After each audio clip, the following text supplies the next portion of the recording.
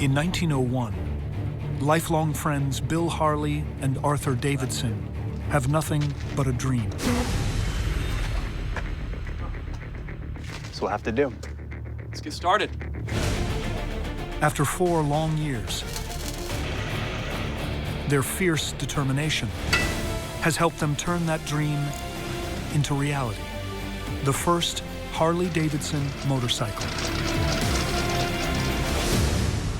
Then, the thrill of that triumph is shattered. I can't believe this. It's all gone. When a shocking theft threatens to destroy Harley-Davidson before it ever gets started.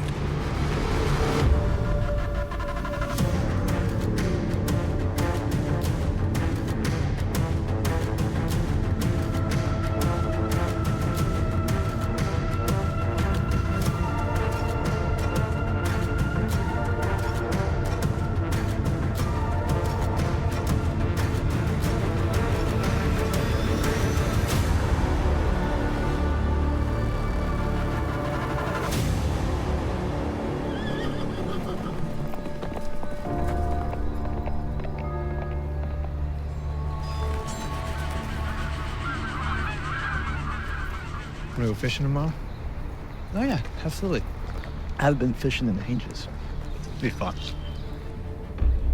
In 1901, 2 young factory workers from Milwaukee, Wisconsin, are gambling everything they have to start a business of their own. Manufacturing a vehicle that will one day go on to become an American icon. Their names are Bill Harley and Arthur Davidson. Harley-Davidson started with the 2 of them, Arthur Davidson and Bill Harley. They had the dream. They had the idea. I don't know what he was doing that night, but he came home so drunk. Though they are the closest of friends, the 2 young business partners have very different personalities. Arthur Davidson had the personality. He was fun, outgoing, talked to everyone. Everybody loved him. And he gets in, he kicks my dad by accident, and I goes, "What are you, drunk?" And he goes running out. You might meet him on the street and you're having lunch with him 10 minutes later and having a beer. Just that kind of guy, big personality. William Harley, the exact opposite. William Harley is 20 years old, with a passion for engineering. Withdrawn, quiet, extremely intelligent, but not a talker.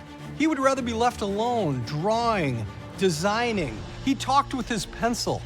So complete, total opposites. Despite their differences, the 2 men connect over a desire to do something new, something great.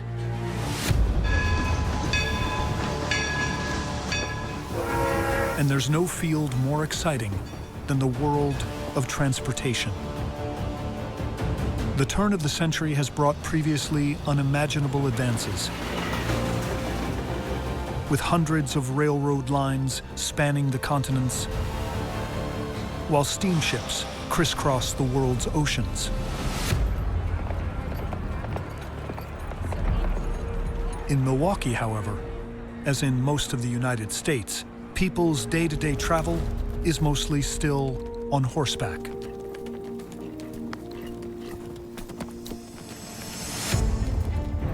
But the invention of a new mode of transportation is changing everything: the bicycle. At that time, getting you from A to B was an animal, but now here comes the bicycle.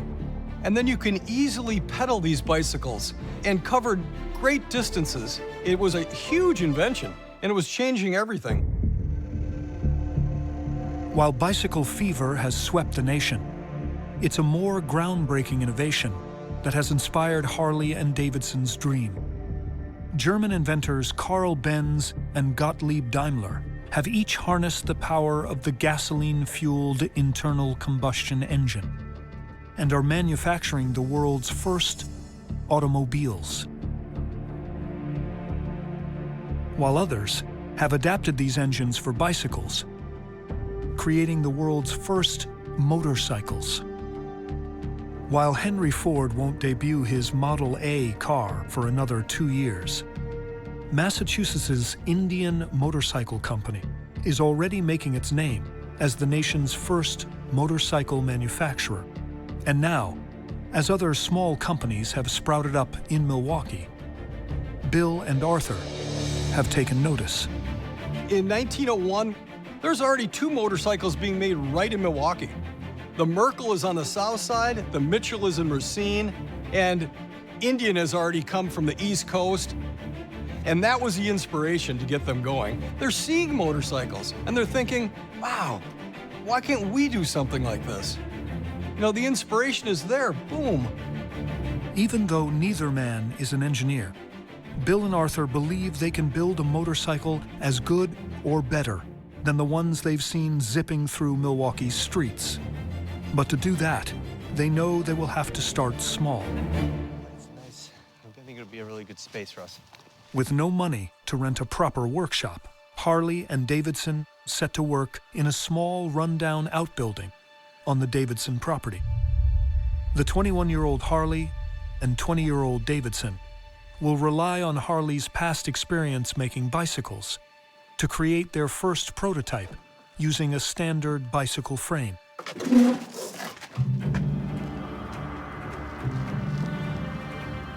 what we'll have to do. Let's get started. Bill Harley worked for 2 bicycle companies, eventually rising to the position of draftsman. While their current jobs in an electrical motor factory give them some understanding of how engines work, they've never actually tried to build one until now. Arthur was a pattern maker, and Bill Harley at that time was a draftsman. Neither of them were actual machinists, and neither of them had actual fabrication skills. Building a motor that could be mobile was an enormous challenge for them. Presenting perhaps the greatest challenge Not bad, huh? is the motor's size. The first Harley-Davidson is really a diamond frame, and it's 2 triangles together. And that doesn't allow for the very largest size engine to go into it. Though they're still working full-time jobs, Harley and Davidson dedicate their nights and weekends to the project, studying existing engines and learning as they go. I think our biggest challenge is going to be power. Bigger engine, though, creates its own problems. All right. Let's find out.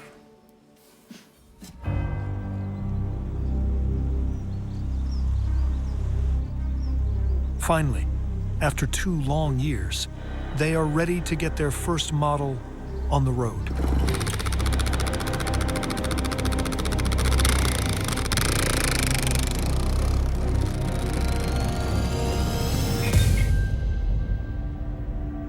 But after it fails its first test, they're left wondering what went wrong. The first Harley-Davidson simply did not make enough power to provide much speed over flat land, to say nothing of climbing hills.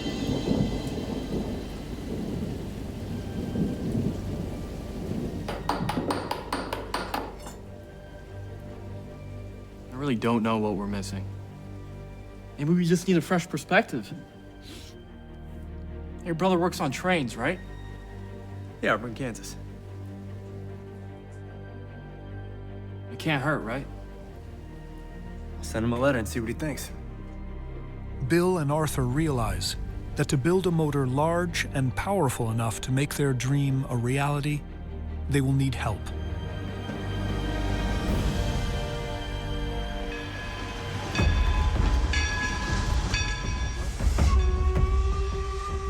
So when Arthur's older brother, Walter Davidson, returns home for a family visit, the 2 young business partners are determined to convince him to stay and help them pursue their dream.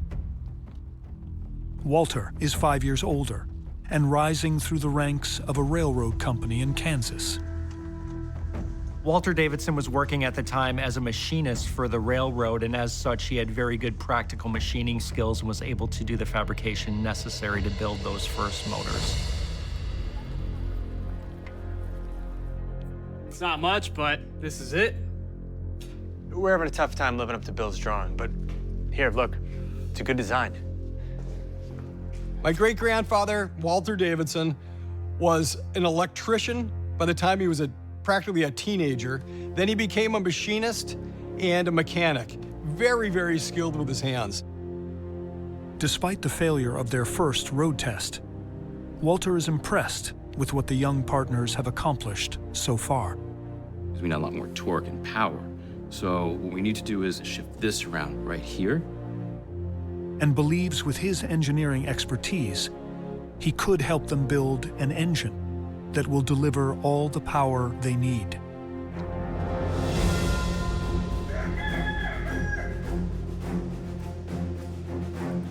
Instead of returning to Kansas, Walter Davidson quits his job with the railroad, risking it all on this brand new company.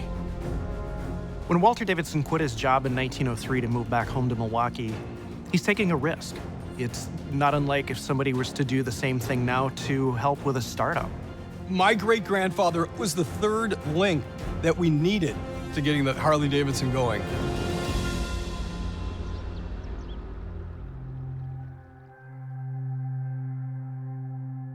With Walter now on board, Bill and Arthur completely reimagine their design. If the frame isn't a standard angular shaped bicycle, right, and instead curves around the engine. This is gonna be a doozy to fabricate. No. It's easy. All right, see, we can lower the engine, put it directly between the wheels, which gives us a number of benefits. It allows us to increase the size of the flywheel and the engine to improve the balance. And it will lower the center of gravity and simplify the drivetrain. The greatest innovation of the first Harley-Davidson motorcycle was something that's referred to as the loop frame. The traditional diamond-style bicycle frame simply didn't leave enough room to accommodate the crankcase of a larger motorcycle engine. But to build such a complex new frame and motor, the makeshift home workshop will no longer do. The three men need access to proper industrial tools. I'm gonna ask Bill.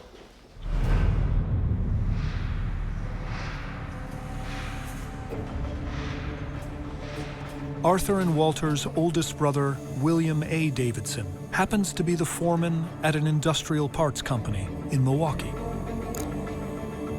Risking his job at the machine shop, he allows his brothers to use the facilities after hours.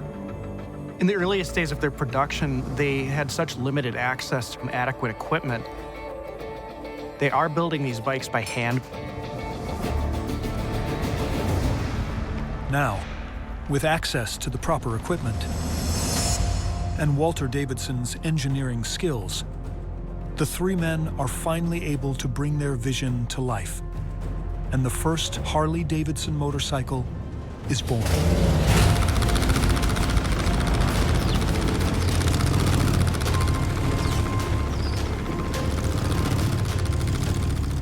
With the creation of this new prototype, in 1904, the Harley-Davidson Motor Company is formed. The company was named Harley-Davidson because it sounded better. Everyone has asked that question. Harley-Davidson sounds a lot better than Davidson-Harley. Soon, they begin production, building each bike by hand. They hit the market in 1905. Over the next year, Harley-Davidson manufactures and sells 8 motorcycles with a sticker price of $200, the equivalent of about $7,000 today. People then probably looked at that thing like it was a spaceship. They smelled it because they burned a lot of oil, and then the thing whizzing by like, oh my God, what is that?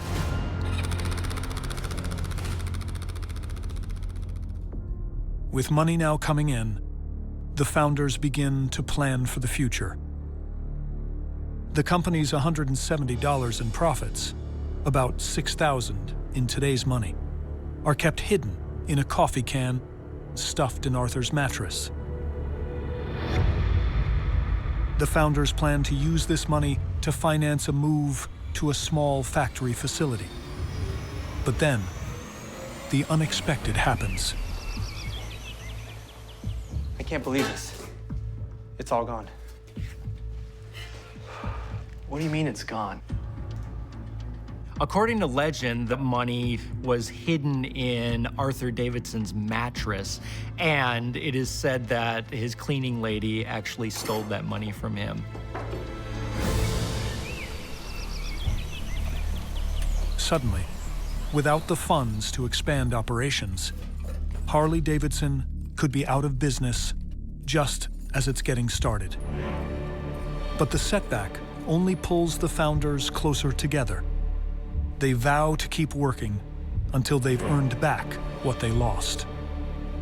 Then they get a big break when Walter Davidson finds an unlikely investor. All right, boys. I might have found a solution. I contacted our uncle near Madison. Wait, the hermit with the bee farm? That's the one. After hearing what happened, the Davidsons' uncle comes through with a loan for the amount that had been stolen. They went to an uncle, his name was James McLay, and they were able to borrow $170 in seed money from Mr. McLay. They referred to him as the honey uncle because he was actually a beekeeper. With the loan from their uncle, the company is finally able to move out of their workshop and into the first true Harley-Davidson factory.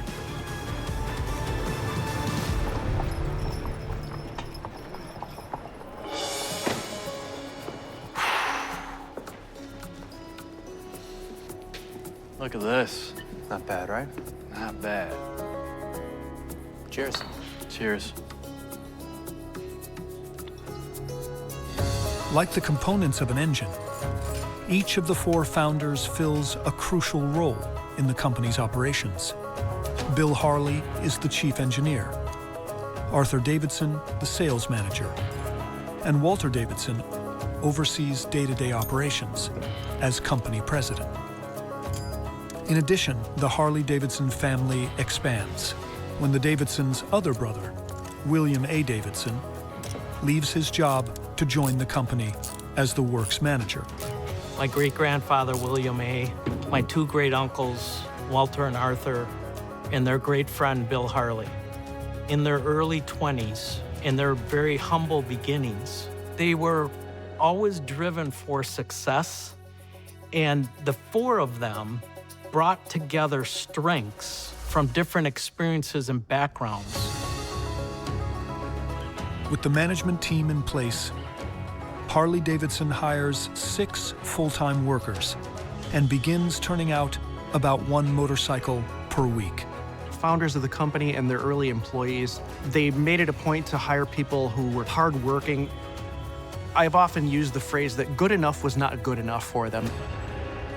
They wanted to be next level. With the new Harley-Davidson motorcycles now in production, the pressure falls squarely on Arthur Davidson to sell them.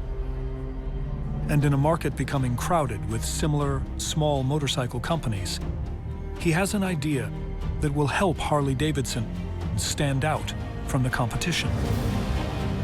Dealerships. Back in those early days, you would buy a motorcycle just about anywhere, hardware stores, general stores. Harley-Davidson was one of the first companies to build dedicated motorcycle-only dealerships, and I think that went a long way to driving their early sales success. Arthur's cutting-edge marketing tactics pay off, helping to establish the Harley-Davidson brand across the country. And now they need to take their lead from the biggest name in American motorcycles.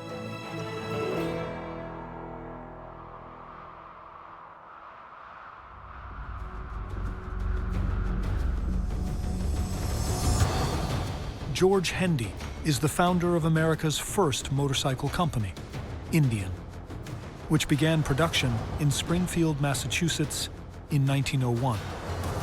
And he's made his name by winning on the racetrack. George Hendy was a bicycle racer and eventually a bicycle manufacturer from Massachusetts before he founded Indian Motorcycles. Indian's bikes, with their eye-catching red paint job, are the nation's top seller at over 1,000 motorcycles a year.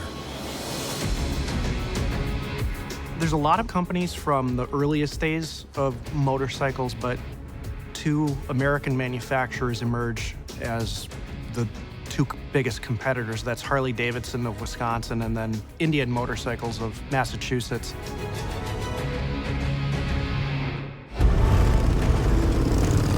Hendy is dominating the marketplace because Indian is winning big on the nation's thriving board track racing circuit. This was really the dawn of the motoring age in America, and motorcycle racing was hugely popular. It was the most popular spectator sport in America, with many of the biggest board track races drawing as many as 10 or 15,000 spectators. But Harley-Davidson has stayed out of racing for a reason. The popular board track races are deadly. Hundreds of people died, not only racers, but audience members also. It wasn't unusual for a motorcycle to go flying off the edge of one of these board tracks and into the grandstands.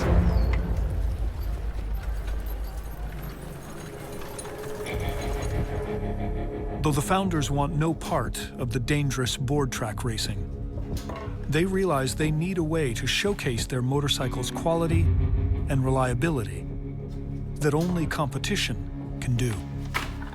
There's a long-distance motorcycle race in New York.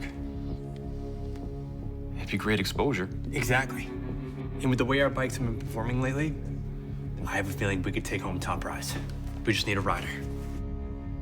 Someone who knows how to ride our machines.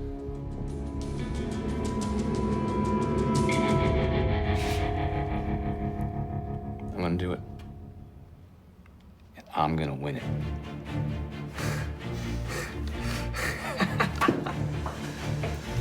All right. While not without its risks, endurance racing is far safer. And William Harley and Arthur Davidson are convinced company president Walter Davidson is the rider who can lead them to victory. My great-grandfather, Walter Davidson, loved to ride bicycles and he loved to race bicycles. So when we go through this transformation of putting motors on the bicycle, it was just a natural fit to keep going. Endurance racing was perfect for his organized, obsessive-compulsive nature, because with endurance racing, it's all about making marks on time. So Walter throws a motorcycle on a train, takes this motorcycle all the way out to the East Coast to join this Catskill Mountain Challenge.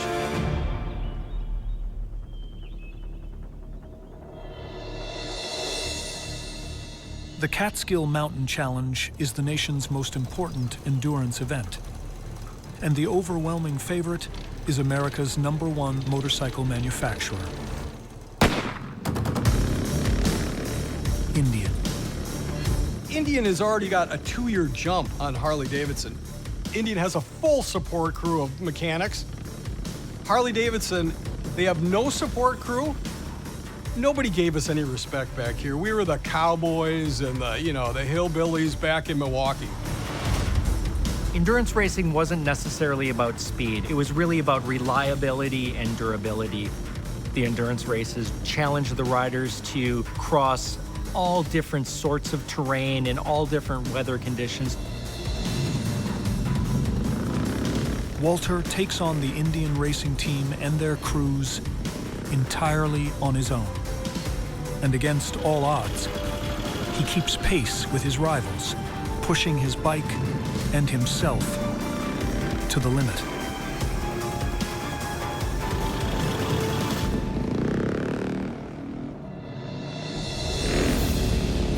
My great-grandfather, Walter Davidson, enters this 3-day endurance ride doing his own maintenance and wins the thing.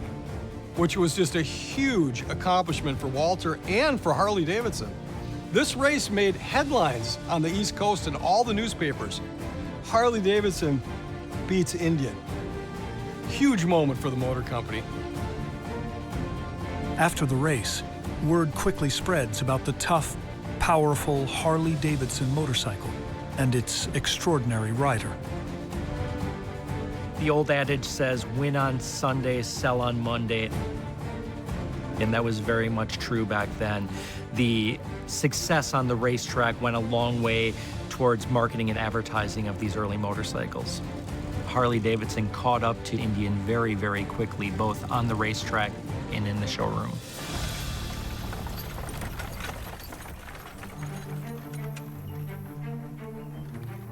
But if you're looking for a smooth ride, you won't do any better than the latest from Harley-Davidson. Come on in. I'll show you what we've got in stock. Making Harley-Davidson's success even sweeter is that each of the partners has found someone to share in it. Great. In 1908, Walter Davidson proposes to Emma Rosenheim. Arthur Davidson marries Clara Beisel, while Bill Harley makes Anna Jacktuber his bride. Though the founders are all settling down, at work, they're focused on establishing Harley-Davidson at the cutting edge of motorcycle technology. But how's it affecting the crankshaft? Well, the crankshaft has a single pin, and both pistons are attached to it, so they fire unevenly. That's what's creating the potato-potato sound. Exactly.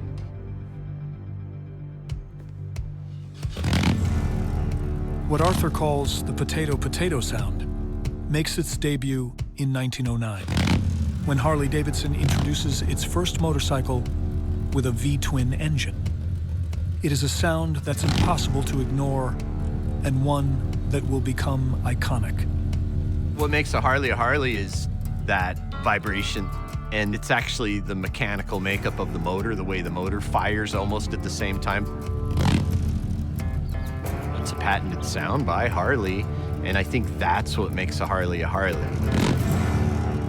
From only 8 motorcycles sold in their first year, Harley-Davidson has sold almost 13,000 vehicles in less than 10.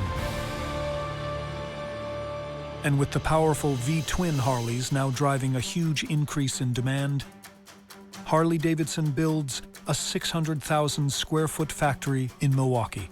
Harley-Davidson's early growth was remarkably rapid. They went from literally building motorcycles in a small shed behind the Davidson family home in 1905 to building their first real factory in 1913, legendary Juneau Avenue facility in Milwaukee, Wisconsin. Built at a cost of $100,000, over $3 million in today's money. The state-of-the-art production facility announces in no uncertain terms that Bill Harley and Arthur Davidson's quintessentially American dream has come true. In Europe, if you were the son of the baker, you were a baker. If you were the son of the blacksmith, you were a blacksmith. You never thought you could go from being a blacksmith to starting a motorcycle company. We've always had a certain swagger as a nation, and Harley showed that swagger as well. The following year, with the new factory meeting ever-increasing demand, sales rise to almost 17,000, and the possibilities for growth seem limitless. Demand for Harley-Davidsons isn't just coming from the American public. A prominent Army general wants to put their motorcycles to use in the military. Harley-Davidson provided a few hundred J-model motorcycles to General Blackjack Pershing. He used those motorcycles to pursue the famous Mexican revolutionary Pancho Villa. Those very first Harley-Davidson motorcycles performed quite well in the desert and started a long relationship between the Harley-Davidson Motor Company and the U.S. military. The success with General Pershing quickly pays dividends when, in the following year, the U.S. is drawn into World War I. and there is a sudden explosion in demand from the Army. Though both of the nation's top two motorcycle companies vie to be the primary supplier, Harley-Davidson's prior work with General Pershing gives them a leg up on India.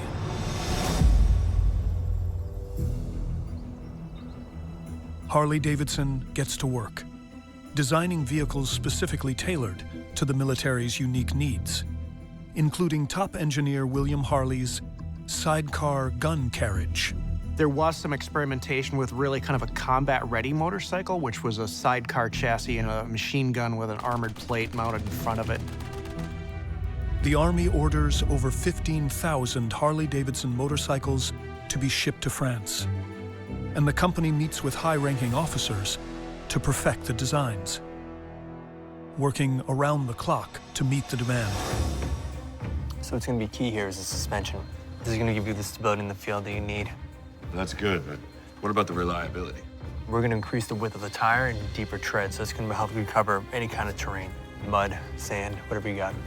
World War I is the first major military conflict in which Harley-Davidsons are used. Thousands and thousands of bikes are going to military production, actually not only for the U.S. military, but for the U.S. allies. And this is basically what the final bike looks like? Yes, sir. And that's going to be your most efficient method of travel in the field, getting supplies, ammunition, information, whatever you need. The military has very stringent specifications, and they come to manufacturers knowing what they want. And if it's going to survive on the muddy roads of France, it's going to go a long way in helping develop your consumer products. How long till you can get up to production? Say about 2 months. As World War I rages across Europe, motorcycles, including the thousands of Harley-Davidsons, become an increasingly effective tool in the Allied effort.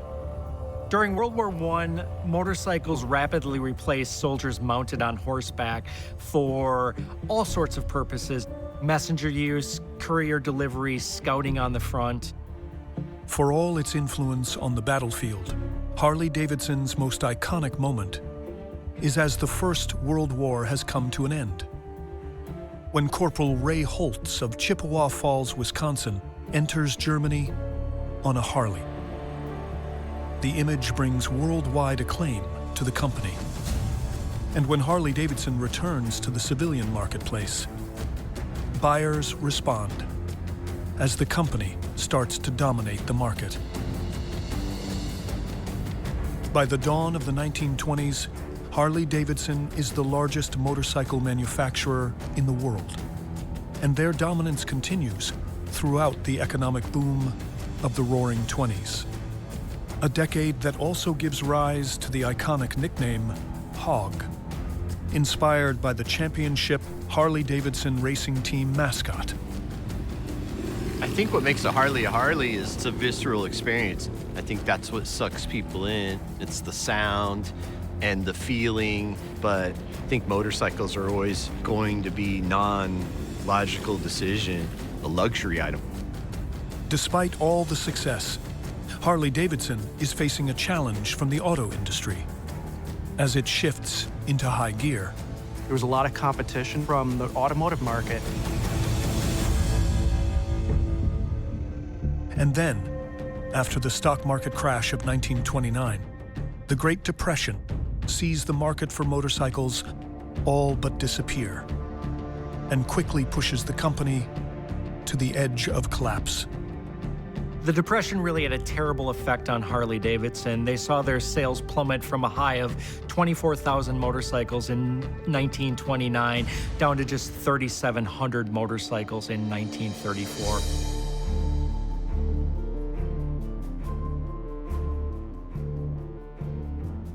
Harley-Davidson's productions fell to really dangerously low numbers. And so what this does is it causes them to really dial back on product development. With the walls closing in, the founders know that if they're going to survive, they need to figure out a way to sell bikes without having the resources to create new models. And over the next several years, Arthur Davidson finds an answer by emphasizing style. You started to see two-tone paint jobs, highly detailed, hand-painted pinstriping on the gas tanks and new logos each year. And that was really the beginning of seeing style rise to the forefront of importance for Harley-Davidson.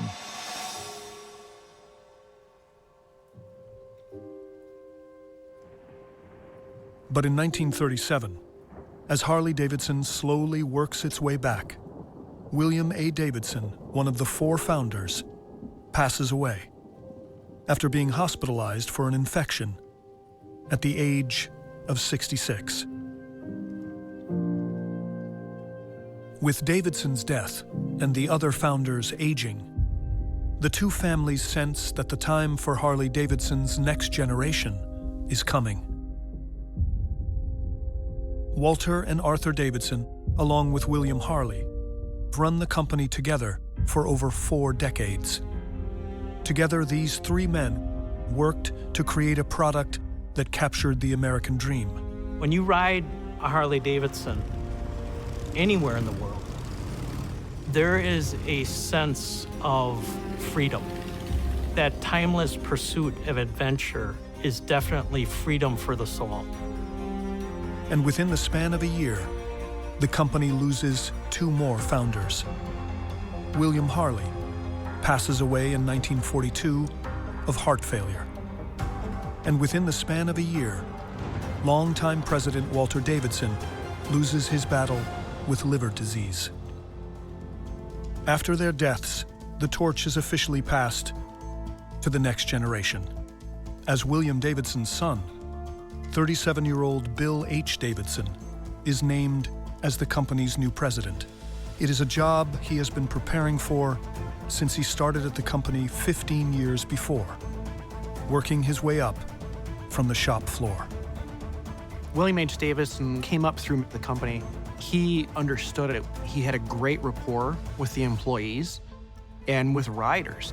If somebody was riding through Milwaukee, he would come out and pose with them at the curb in front of the factory with their bikes. He would often give them tours of the factory.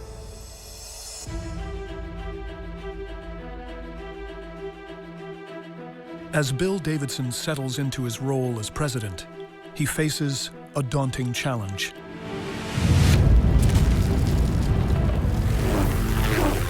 With World War II raging, the U.S. Army is asking Bill Davidson to produce nearly 30,000 motorcycles per year. I understand. Thank you. And yes, of course. If you need to get a message to somebody, there's often only one way to do it and do it securely. Give it to a soldier, get him on his motorcycle, and off he goes. It's not long before a wartime Harley becomes iconic. Really, the mainstay model that Harley built for the U.S. and many of its allies was the WLA, as it was called. Some call it the Liberator, but at least 60,000 of those bikes were produced. In 1945, the war comes to an end.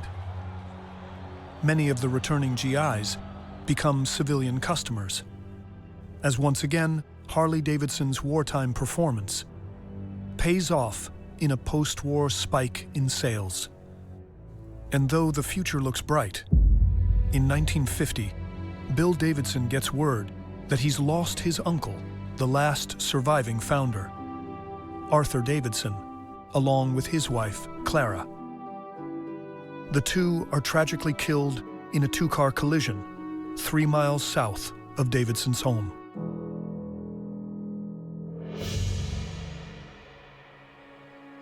With Arthur's death, all the original founders have passed. Now, all eyes turn to Bill Davidson, with the expectation that he'll maintain the legacy that was left, one of industry dominance. Over 200 different companies made motorcycles just in America. As the years progressed, everybody's kind of fallen by the wayside, and finally by the early 1950s, there's only 2 left, Harley-Davidson and Indian. Indian kind of slacked off on innovating their products. And that was just enough to put Indian out of business, and In 1952-53, Harley-Davidson, my family became the sole maker of motorcycles in the United States of America. In just over 50 years, Harley-Davidson has evolved from the dream of two childhood friends into an industry giant. But with the second generation of family now at the helm, a new and unexpected challenge arises. Because while the post-war years have been good for Harley-Davidson's business, Bill Davidson is suddenly facing a threat to the company's reputation from some of its newest and most loyal customers. All of these hundreds of thousands of ex-GIs return to the U.S. and bored and seeking that same adrenaline rush or excitement that they felt on the battlefield, many of them return to motorcycles. Having survived the war, many GIs embrace a rebellious outsider ethos, often on the back of a Harley-Davidson. This really was in America the birth of sort of the outlaw motorcycle lifestyle. We had these GIs who were seeking adrenaline, seeking a thrill, and seeking to reclaim that close camaraderie that they felt in the military. And what they did was form motorcycle clubs. The most iconic club to emerge from this trend is California's Hells Angels, founded in 1948, and whose war-hardened members swear by one motorcycle alone. To be a Hells Angel, you had to have a Harley-Davidson motorcycle. End of story. I think it's still that way with that club and a lot of other clubs. Throughout the 1950s and early 60s, motorcycle clubs such as the Hells Angels help establish Harley-Davidson as a symbol of rebellion, often adapting their motorcycles to express themselves. This was really the birth of the chopper. The idea of a chopper refers to chopping off any unnecessary elements of the motorcycle, chopping off the lights and the fenders and the saddlebags and the luggage to really strip that motorcycle down to its bare essence and make it as fast and as fine handling as possible.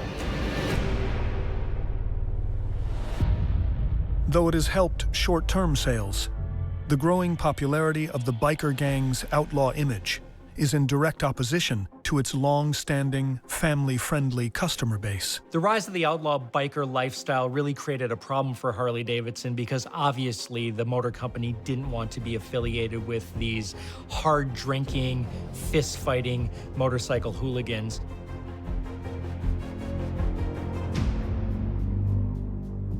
Bill Davidson knows their outsider image has created an opening in the market for competition from Japan. Motorcycling enjoyed a huge spike in popularity in the United States, largely driven by a new generation of very lightweight, very accessible motorcycles from Japan. They were very small, they were very easy to use, and most importantly, they were electric start. And so you see this influx of Japanese motorcycles.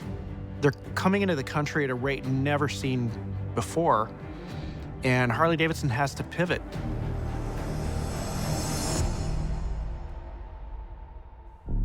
Bill H. Davidson knows that to keep up with the foreign imports, Harley must keep up with the times.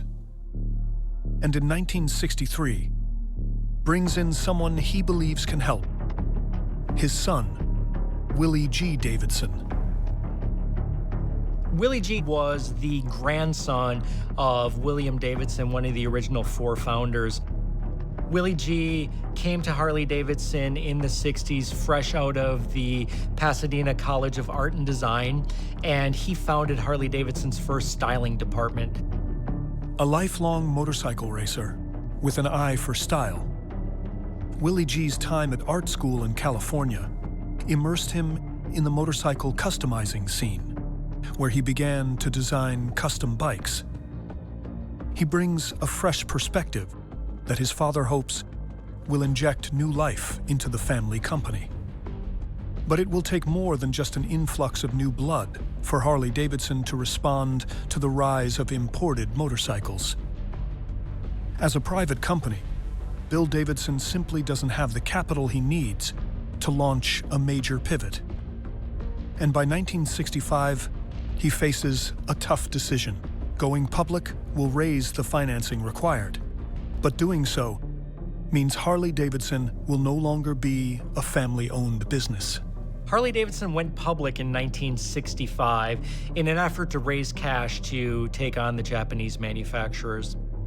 But as the nation's economy slips into recession in 1969, sales continue to decline, leaving them vulnerable to a hostile takeover. Harley-Davidson was faced with a hostile takeover from a conglomerate called Bangor Punta. To protect itself, Harley-Davidson partnered with American manufacturing foundry, AMF. Bill Davidson reluctantly merges with AMF, a massive industrial conglomerate, best known for its bowling equipment. AMF was going to bring a tremendous amount of resources, which would allow us to expand our manufacturing. Though as the sluggish economy continues into the 1970s, AMF is soon putting pressure on Bill Davidson to lay off workers and lower quality to increase profits. Unwilling to be part of the gutting of his family's company, Bill H. Davidson resigns in 1973. This was a very, very difficult decision for him. What we didn't see coming was that the leadership of AMF had a little bit different style, if you will, than the leadership that had been in place at Harley-Davidson up until 1969. With Bill's departure, only one member of the founding families remains, Willie G. Davidson, who has continued to serve as the company's head of design. Willie G's designs for three iconic bikes, the FX Superglide, the FXS Lowrider, and the XLCR Racer, had helped to keep the company afloat. But he's also clashed with company brass over its willingness to compromise on quality, and fears that it will only drive away loyal customers who he had worked so hard to keep. Soon, his fears prove prophetic. By the early 1980s, Harley-Davidson's sales have cratered, and with the company teetering on the brink, AMF is looking to cut its losses. It became clear that AMF didn't really understand the motorcycle business and they were looking to get out. When Willie G learns that AMF is looking to sell, he's determined to take back control of the company his grandfather started, and partners with the one AMF executive who seems to understand the culture of this family company, Harley-Davidson president Vaughn Beals. He looked at the situation and said, we leadership could pool our resources and buy the company back. On June 16, 1981, Willie G, along with Vaughn Beals and other executives, buy back Harley-Davidson for $81.5 million, the equivalent of $275 million today. Having finally gained control of the company they love, Willie G. Davidson, Vaughn Beals, and the other new employee owners stage a 750-mile celebratory ride from the company's York, Pennsylvania plant to Harley-Davidson headquarters in Milwaukee. 13 employee owners of Harley-Davidson rode to communicate to the community that the company was back in the hands of enthusiasts for once and for all.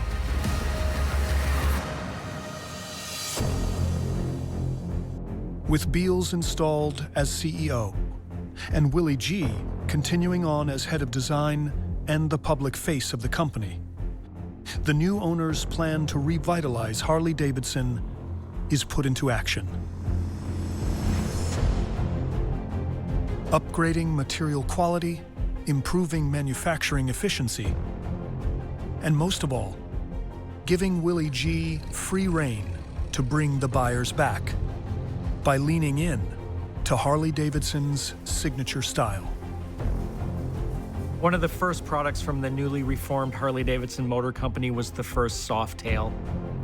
This was really the next bike in the long line of Willie G designed iconic Harley-Davidson models. In the ensuing years, the Softail is followed by a string of equally legendary Willie G designs, such as the XR1000, the Fat Boy, and the Dynaglide Sturgis, motorcycles that visually celebrate Harley's past while delivering the power and precision of the present. His design and understanding of motorcycles is really quite amazing because he understands proportions, he understands materials, he understands colors, he understands shapes, he understands the ergonomics of how a rider looks going down the road on one of our bikes. And when you combine all of that DNA together, it creates rolling sculpture because it's so beautiful to look at. In the midst of all this, on July 1st, 1987, Harley-Davidson takes another monumental step, becoming a publicly traded company and celebrating with a now iconic ride on Wall Street. By the turn of the millennium, Harley-Davidson is not only back, it is stronger than ever. And they haven't looked back, continuing to expand upon the iconic brand founded 120 years ago. Recently, Harley-Davidson has made large strides to expand the appeal of its product, moving into new areas as diverse as electric bicycles and even electric motorcycles. Into his 90s, Willie G continued to serve as company ambassador, and Harley-Davidson's value has continued to increase to close to $5 billion. It is America's #1 motorcycle manufacturer, with its place in the nation's cultural landscape unquestioned. Well, Harley-Davidson is a quintessential American company because they make the quintessential American product, the hog. It's not like the sleek motorcycles of Europe, and it's not like the efficient motorcycles of Japan. It's a big, mean machine, and it represents the outlaw, and it represents America because America truly is a maverick. That spirit has been the driving force behind a family business that has lasted through the generations. Especially today, I wish I knew the founders and I could tell them what success we've had, but I do have to share with you, I truly believe deep down inside, they know. They're looking down on us and they're saying, oh my gosh, look what we've created, something fabulous for the world. The fourth generation of Davidsons continues the tradition. Willie G's son, Bill Davidson, serves as vice president of the Harley-Davidson Museum in Milwaukee, while his daughter, Karen Davidson, is the creative director for the company's general merchandise division. I think Harley-Davidson is an American icon.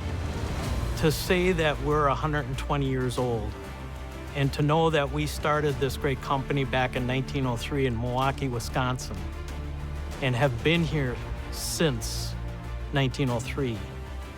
And the history of the world and how Harley-Davidson, in many instances, has played an important part of that. From its humble beginnings in Arthur Davidson's backyard shed, two friends worked against all odds to bring their dream to life. And with the help of family, lived not only to see it come true, but across 4 generations to change the way we live by redefining the way we ride.